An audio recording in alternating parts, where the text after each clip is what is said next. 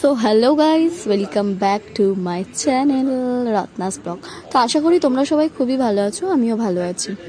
তো যাই হোক, আমি এটা শর্ট ভিডিওর জন্য এডিট করেছিলাম। সিরিয়াসলি বলছি, আমার ভাইজি কেমন করে ভিডিওটা ধরেছে আমি বুঝতে পারিনি, যার জন্য ভিডিওটা এমন হয়েছে।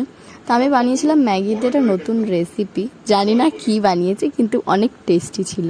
লাস্টে খাওয়ার পর দেখি বেশি কিছু না, পেঁয়াজ লঙ্কা দিয়ে একটু ভেজে নিয়েছিলাম, ম্যাগিটাকে সেদ্ধ করে নিয়েছিলাম, লাস্টে ম্যাগিটাকে দিয়ে দিই মশলা ফসলার সাথে ভাজার পর দেখছি নিচের দিকটা একটু সেটে যাচ্ছে, মানে একটু জড়িয়ে যাচ্ছে।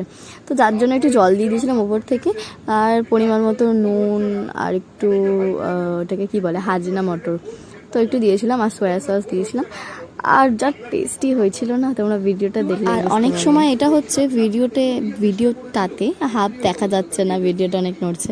বাচ্চা মেয়ে ক্যামেরা ধরেছে, তো এরকম একটু হবে, একটু অ্যাডজাস্ট করতেই পারো তোমরা, আমিও অ্যাডজাস্ট করে নিচ্ছি। যাই হোক, ভিডিওটা ও যতই অনেক চেষ্টা করেছে ভালো করে ধরার। আমার ভাইজি ভিডিওটা ধরতে যতটা এক্সাইটেড, মানে ও খেতেও ততটা এক্সাইটেড ছিল না যতটা ও ভিডিও বানাচ্ছে, এমনভাবে বলছে। সিরিয়াসলি বলছি, ও একটা বড় ইউটিউবার হতে পারে, এত ভালো এক্সপিরিয়েন্স ওর। শুধু রিয়াকশানটা দেখো, জাস্ট ভালো লাগলো আমার। যে সত্যি ওখানে এসে যদি এত কিছু কোথা থেকে শিখলি।